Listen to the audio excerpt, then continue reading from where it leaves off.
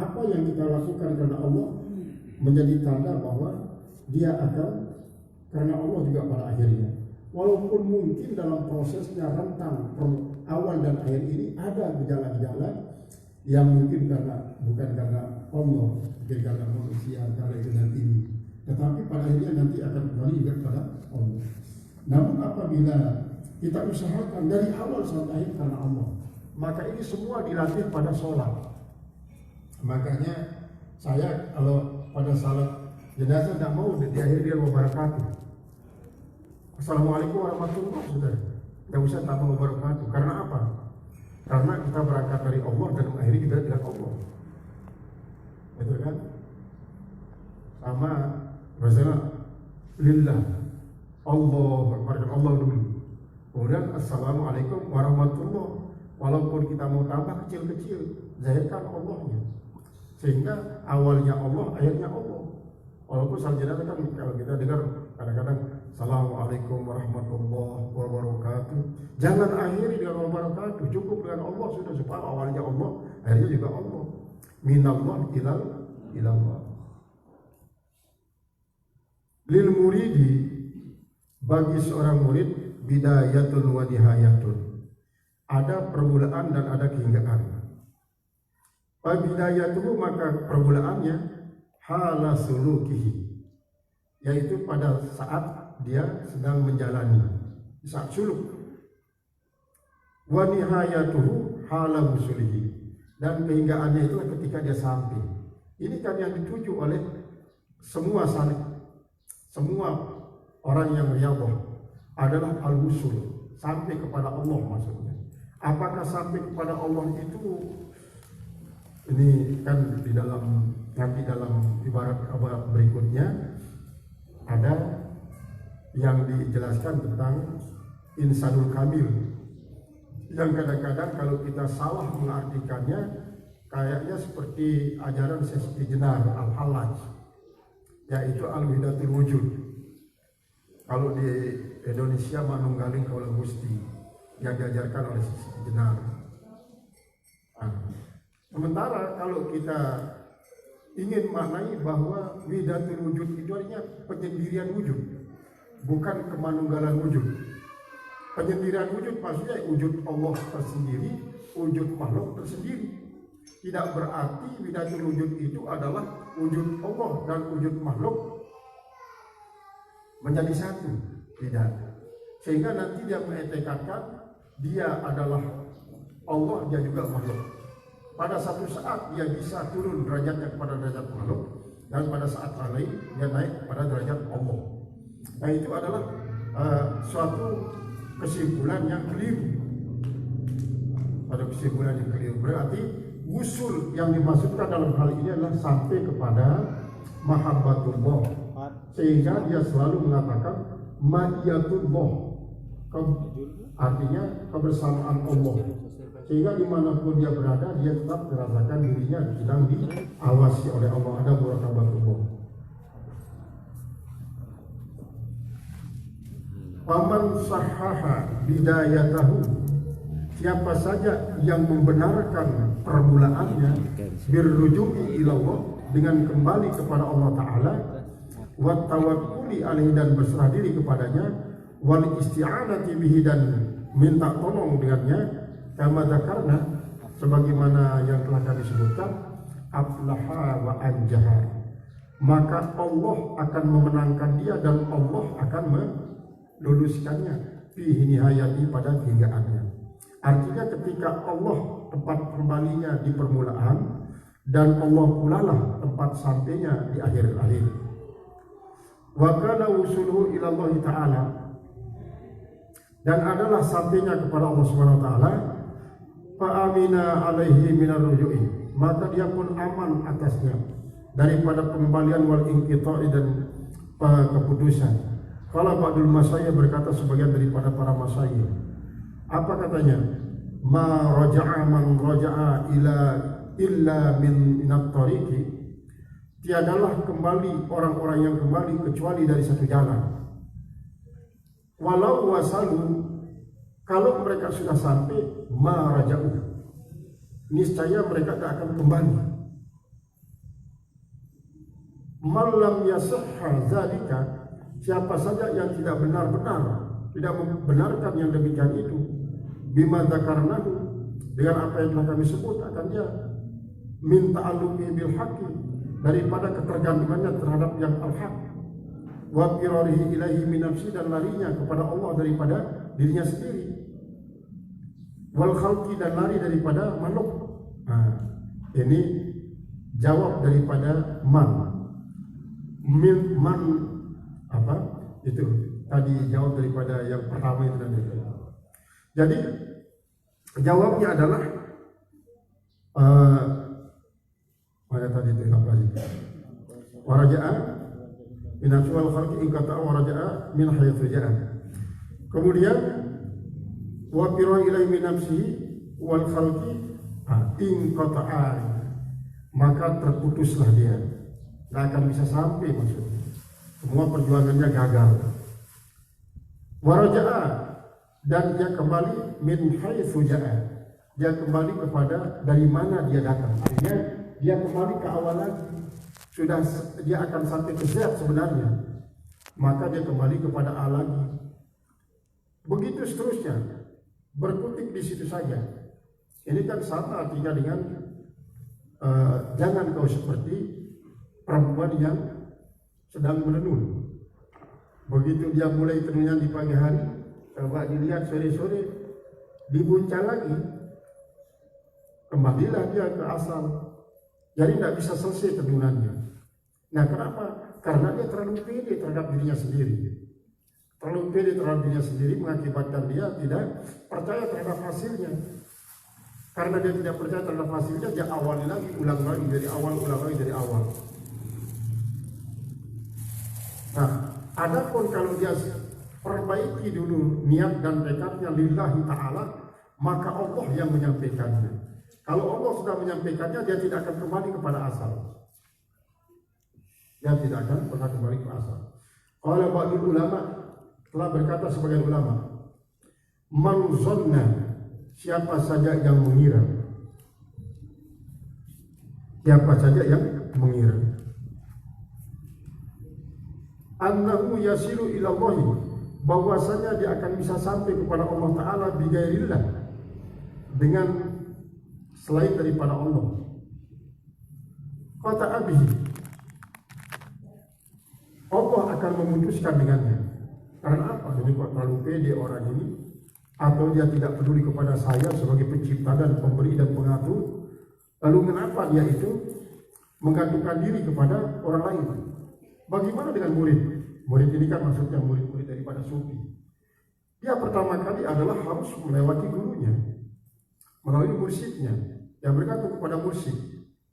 Apakah ini dianggap bahwa dia itu adalah ingin kembali kepada Allah tapi bergantung kepada mursyid, tidak langsung kepada Allah? Bagaimana dengan orang-orang yang bertawassul? Apakah tawassul atau orang-orang yang dijadikan tawassulnya itu sebagai termasuk dalam kategori yasilu ilallah bigairillah? Dia tidak menyetakkan semacam itu. Orang yang bertawassul, orang yang mengandalkan mursyidnya, juga tidak dikatakan bahwa dia berusaha untuk sampai kepada Allah bukan dengan Allah. Tetap dia adalah dengan Allah. Sehingga tidak terkesan bahwa mereka itu mengetekadkan dirinya sampai kepada Allah adalah dengan berkat daripada mursyidnya, dengan berkat daripada mursyidnya dan pertolongan daripada mursyidnya. Walaupun itu memang dalam segi kenyataan Allah membuat dia sampai kepada Allah adalah di mana Allah menciptakan mursyid-mursyid ini. Sama dengan kita mendapatkan ilmu lewati guru, padahal itu adalah ilmunya Allah. Allah kuasa memberikan dia kepada kita tanpa melalui guru. Tetapi karena ini cara Allah untuk memberikan ilmu kepada kita, maka itulah makna daripada laulal murabbi lama arabtu rabbi, laulal ulama lama arabtul anbiya, walaulal isnada laqala man syaa ma yasha. Kalau tidak ada guru, saya tidak akan bisa mengetahui Allah. Kalau tidak ada ulama, saya tidak tahu para anbiya. Kalau tidak ada pesanan, dan saya akan yakin bahwa setiap orang akan mengatakan apa yang dia mau katakan, semua mau, jadi tidak ada keterikatannya kan. Karena apa? Dia sudah mengatakan, loh ini saya kan mendapatkan ilmu bukan dari siapa-siapa, jadi sekarang saya bebas untuk mengatakan apa saja yang saya inginkan. Nah itulah kata daripada para ulama bahwa laulal murabbi lama arabtu rabbi, laulal ulama lama arabtul anbiya'a, laulal isnada laqala man sya'a ma yasha. Jadi murabbi kemudian ulama bukanlah sebagai satu wasilah yang akan menjadikan kita sampai kepada Allah, tetapi itulah yang dijadikan oleh Allah. Jadi yang salah inilah kita menjadikan itu yang salah. Menjadikan mursyid ataupun guru itu sebagai jalan untuk mendapatkan ilmu, tetapi adalah mursyid ataupun guru itu dijadikan oleh Allah. Dijadikan oleh Allah kan berbeda. Itu kan sama dengan tadi yang ibarat yang dulu itu. Ma wataqaqa matlabun anta talibu bi rabbika wa la tayassara matlabun anta talibu bi nafsika. Jadi kita balik dia. Jangan kita menjadikan guru maupun mursyid untuk bisa menyampaikan kita kepada Allah, tetapi Allah yang menjadikan guru dan mursyid itu untuk menyampaikan kita kepada Allah, pada dirinya. Sehingga ini adalah termasuk hal yang licin. Sedikit saja kata dia akan berakibat kepada etekad. Karena apa? Kata itu merupakan dalil daripada apa yang di dalam etekad. Apa kata itu? Innal kalama fil fuadi wa inna ma ju'ila lisanu fil fuadi dalila. Jadi itu balik dia. Bukan kita menjadikan guru dan murabbi itu atau mursyid itu untuk menjadi wasilah kita sampai kepada dia, tetapi Allah yang membikinkan kita guru ataupun mursyid agar kita bisa sampai kepada Allah. Sehingga pada hakikatnya guru mursyid yang dijadikan oleh Allah itu merupakan majazi. Hakikat yang menyampaikan kita kepada Allah adalah Allah.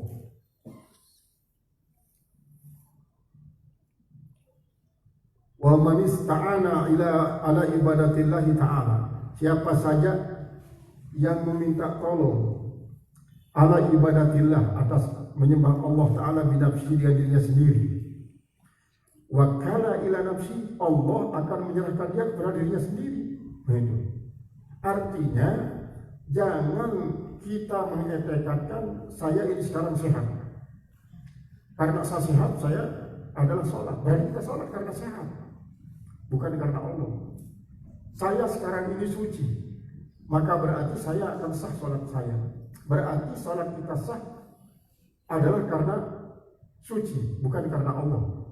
Nah, ini kan termasuk dia syariat sholat. Kalau sahnya sholat adalah bergantung kepada kesucian. Tapi kalau hakikat sholat, maka sahnya sholat itulah karena Allah. Jadi supaya kita tidak membenturkan bahasa syariat dengan bahasa hakikat, sehingga bahasa hakikat punya ruang sendiri dan bahasa syariat punya ruang sendiri. Jangan sampai memasukkan sesuatu pada bukan ruangnya, karena kalau kita memasukkan sesuatu pada bukan ruangnya, disitulah yang kadang-kadang terjadi pengertiannya kabur. Siapa saja yang menjadikan selain Allah jadi medianya untuk menyembah Allah, menjadi medianya menyembah Allah, wakala ilahi, Allah akan menyerahkan orang itu kepada media yang dia yang digunakan selain daripada Allah. Fa'alal abdi, kalau begitu apa kewajiban seorang hamba? Fa'alal abdi salik, maka atas seorang hamba yang sedang menjalani jalan untuk usul kepada Allah, ayyaj'ala kamida amrihi al-isti'anatu billahi, bahwa yang menjadikan sandaran daripada perkaranya itu adalah al-isti'anatu billah, yaitu minta tolong kepada Allah. Karena kita sudah ikrarkan iya karena na'budu wa iya karena nasta'in, yaitu antara ibadah dan istiadah ini tidak bisa dipisahkan. Kalau kita sudah mengikrarkan kita ibadah menyembah Allah, maka minta tolong pun kepada Allah. Artinya minta tolong kepada Allah ini termasuk menjadikan Allah sebagai media untuk sampai kepada Allah.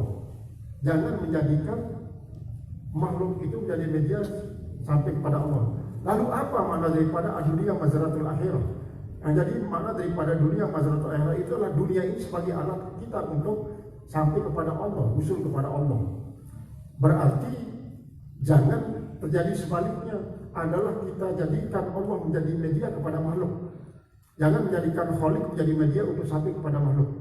Harus makhluk ini kita jadikan, kita anggap dia yang dibikin oleh Allah menjadi media bagi kita untuk sampai kepada Allah. Seperti tadi itu, jangan kita yang membuat, tapi kita dibikinkan oleh Allah.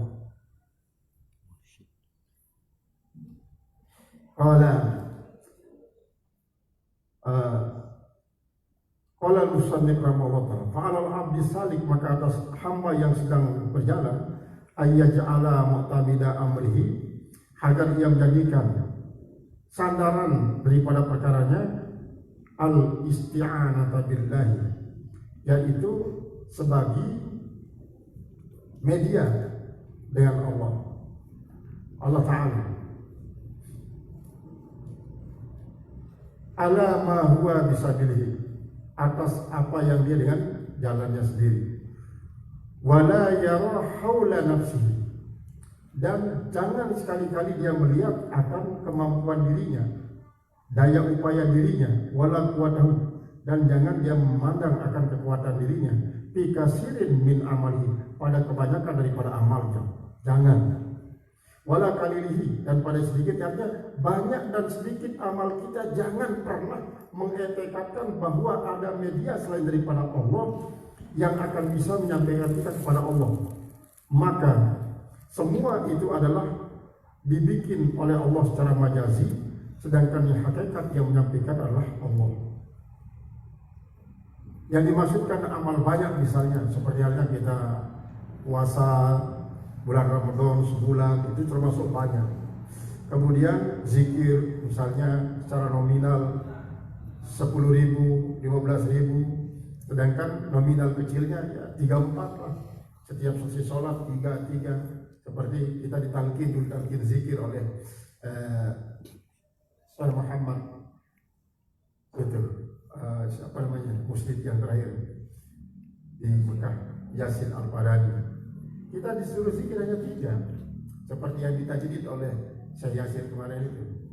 Itulah la ilaha illallah Muhammadur Rasulullah fi kulli lamhatin wa nafasin adada ma wasi'ahu ilmu, hanya 3. Artinya 3 sudah. 3 saja sudah banyak. Karena apa? Satu saja kita ucapkan la ilaha illallah ini lebih berat daripada bumi dengan segala macam isinya. Satu kali saja la ilaha illallah. Itu kan seperti kisah ketika Nabi Musa alaihissalam bertemu dengan seorang majusi yang menyembah api. Sudah 450 tahun dia menyembah api. Begitu Nabi Musa bertemu dengan beliau yang berumur 450 tahun menyembah api itu, mungkin berarti umurnya hampir 500 tahunan. Seandainya manusia terdahulu baru mukallaf setelah dia berumur 50 tahun. 450 tahun dia mukallaf menyembah api. Nabi Musa bilang, belum bosan menyembah api ini? Sampai berapa tahun sudah ini menyembah api? 450 tahun. Apa belum bosan menyembah api? Saya sebenarnya sudah bosan. Saya juga tidak tahu, hanya ikut-ikutan. Kenapa hati yang tersesat? Kenapa tidak menyembah orang yang membuat api saja? Nah, kalau begitu, sekarang mau tidak saya kasih tahu? Supaya apa? Supaya kakek berhenti menyembah api ini. Saya mau karena saya tidak tahu caranya, makanya sampai sekarang saya ini belum bisa meninggalkan api itu. Saya seorang orang yang taat sebenarnya. Maka kalau ada sesuatu yang lebih kuat, lebih bagus, saya taatkan, mungkin akan lebih baik. Kalau begitu begini kayak tadi lah, ucapkan saja, ayo ikuti saya, ucapan saya. Asyhadu an la ilaha illallah wa asyhadu anna Musa kalimullah. diucapkan secara pasif oleh kakek itu. Begitu dia selesai diucapkan langsung dia meninggal. Tidak ada amal salehnya selain daripada ucapan asyhadu an la ilaha illallah Musa kalimullah. Akhirnya ditajhis oleh Nabi Musa, dipandikan jenazahnya, dibungkus, kemudian disalati sesuai dengan syariat pada waktu itu, lalu dikuburkan. Begitu selesai dikuburkan, Nabi Musa penasaran di mana akan ditempatkan beliau ini oleh Allah Subhanahu wa taala. Akhirnya dia mohon kepada Allah, ya Allah, perlihatkan saya di mana kau tempatkan orang yang hanya mengucapkan asyhadu an la ilaha wa asyhadu anna Musa kalimullah ini. Dibukakan hijab, ternyata ditempatkan pada tempat yang sangat-sangat mewah. Kamarnya itu sudah tidak ada yang kita bisa bayangkan bagaimana mewahnya orang-orang terkaya di dunia ini dari segi fasilitas tempat tidurnya. Bahkan kalau kita gambarkan keramik klosetnya saja itu pakai kristal, dibingkai dengan emas, kemudian dikasih manik-manik dengan beraneka macam permata yang namanya zamrud, marjan, kemudian itu mirah, mutiara, yang mahal-mahal itu jadi hiasan klosetnya. Ukuran klosetnya itu harganya bisa dipergunakan untuk membangun satu masjid Al-Halimi. Berapa kemarin habisnya? 20 miliar koma? 2 miliar koma 3 ya. Nah itu selama belasan tahun sudah itu. Nah, kloset orang itu melebihi biaya pembangunan Masjid Al-Halimi. Orang heran kan, apa satu mangkok es krimnya saja 2,5 miliar harganya. Satu mangkok es krimnya 2,5 miliar. Nah, kalau dibandingkan dengan tempat duduknya orang tua ini setelah dia mengucapkan asyhadu an la ilaha illallah asyhadu anna Musa kalimullah, yang satu kali itu jauh jutaan kali lipat. Akhirnya heran Nabi Musa. Lalu dia bertanya kepada malaikat Jibril, di mana dia? Dia bilang, baru hanya satu kali mengucapkan asyhadu an la ilaha illallah Musa kalimullah, kok ditempatkan di tempat yang begitu. Akhirnya dikasih tahu secara kuantitas Nabi Musa, kualitas daripada la ilaha illallah itu. Begini Rasulullah kata malaikat Jibril. Coba Tuhan hitung berapa huruf la ilaha illallah Musa kalimullah. 24 sama dengan la ilaha illallah Rasulullah. Sama itu hurufnya. 12 la ilaha illallah, kemudian 12 Muhammad Rasulullah. 24. Satu huruf daripada la ilaha illallah Muhammad Rasulullah itu dapat menghapuskan dosa 27 tahun. Satu huruf dapat menghapuskan dosa 27 tahun. Bayangkan kalau 27 kali 24, 27 kali 10 saja kan berarti 270 kali 2 berarti 540. Nah, itu. Kemudian itu yang 27 kali 4 lagi. Ini sudah 550 tahun. Kemudian 27 kali 4 sama dengan berapa? 80 tambah 24 sama dengan 104. Berarti kan sebanyak 600 berapa jadinya? 644 tahun. 664 tahun bisa dihapuskan satu kali mengucapkan la ilaha illallah Musa kalimullah. Baru Nabi Musa percaya, jadi pantas gitu. Nah, artinya begini. Artinya bahwa kalimat-kalimat tersebut jauh lebih besar nilainya dibanding dengan dunia dengan segala macam isinya. Sehingga ketika para salikin itu melaksanakan suluknya untuk bisa sampai kepada Allah Subhanahu wa taala dengan media la ilaha illallah itu atau la ilaha illallah Rasulullah, maka dia memiliki harapan besar untuk cepat sampai kepada Allah. Itu sebabnya kan sesungguhnya tarekat itu hanya 3. tiga bagi inti ucapannya. Pertama, membaca la ilaha illallah banyak-banyak. Yang kedua, istighfar banyak-banyak. Yang ketiga, selawat banyak-banyak. Ini saja intinya. Sehingga kalau para ulama-ulama yang sekarang ini banyak yang ijazah pakai ijazah am, yang dikatakan tarekat am, tidak tarekat yang dibaiat oleh seorang musyrik. Seperti Habib Umar itu dia termasuk tarekat am, tarekatnya tarekat umum, tidak tarekat khos yang dibaiat oleh seorang musyrik. Akhirnya apa? Tarekatnya itu dia baca selawat sekedarnya, istighfar sekedarnya, kemudian zikir juga la ilaha illallah Rasulullah sekedarnya. Yang banyak adalah mengajarkan ilmu, menjadi seorang wali istiqomah. Akhirnya kan Habib Umar yang terkenal di zaman sekarang itu adalah dia memiliki tarekat am, bukan Saziliyah, bukan Tijaniyah, bukan Rifaiyah, bukan Dasukiyah. Berbeda dengan saya yang ada di Mesir. Saya di Mesir itu hampir semua tarekat itu ada oleh saya. Ada yang ini Saziliyah, ada Rifaiyah, Tijaniyah. Sehingga kalau dihitung di dunia ini yang terbanyak tarekatnya adalah Mesir. Kalau di Indonesia baru hanya 45 macam tarekat di Indonesia yang masuk Indonesia. Tapi satu pun di antara yang 45 itu tidak ada produk Indonesia. Ini impor semua. Impor semua. Apakah ulama-ulama Indonesia tidak bisa membuat tarekat? Padahal itu semua itu adalah tarekat ini adalah dia termasuk mubtadi. Kecuali yang mutabi betul-betul adalah yang Qadiriyah, Naqsabandiyah, yang musalsal sampai kepada Rasulullah. Jadi yang Qadiriyah itu adalah dari Abu Bakar Siddiq, dari ini yang Ali bin Abi Thalib, yang Qadiriyah, kemudian yang Naqsabandiyah dari Abu Bakar Siddiq. Tapi semuanya bermuara pada Rasulullah. Rasulullah dari Jibril dari Safarul Kiram dari Allah. Nah, yang khusus untuk perempuan, karena perempuan tidak boleh besar suaranya, itu tarekat nafas yang sumbernya dari Aisyah. Fatimah ya. Fatimah diajarkan oleh juga Rasulullah. Jadi Rasulullah lah tempat bermuaranya semua tarekat ini.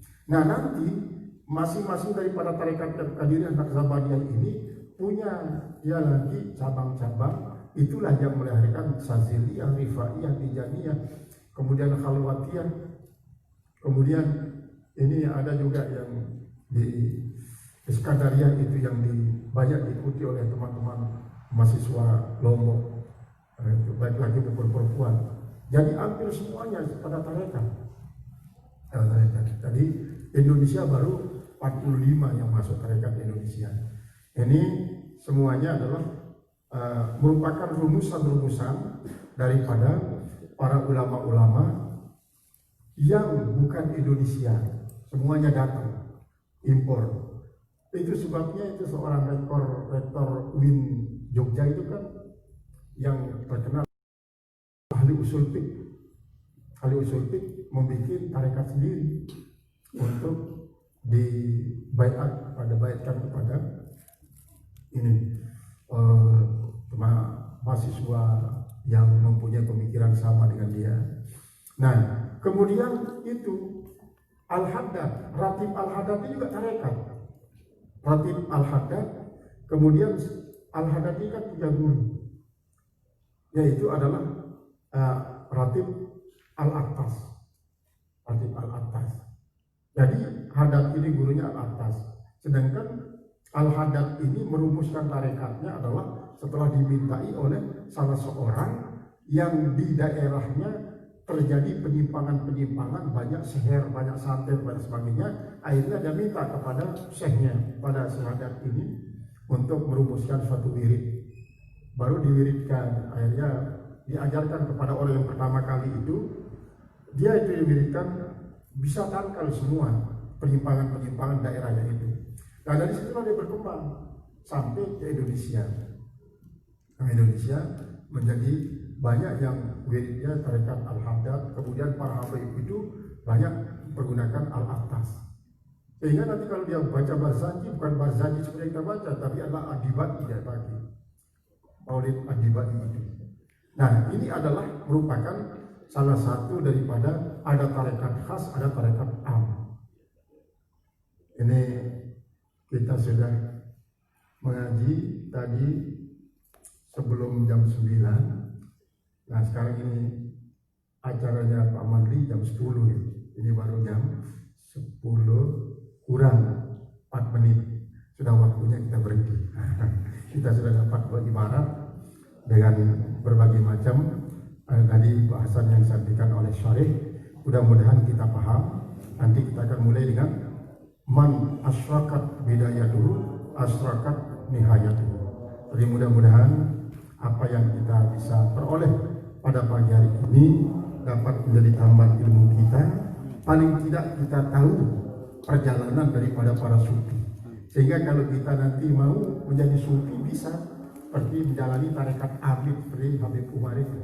Kita tidak perlu dibaiat. Dan pada umumnya guru-guru kita di sini ini tidak dibaiat. Tapi silsilah ilmunya tetap dia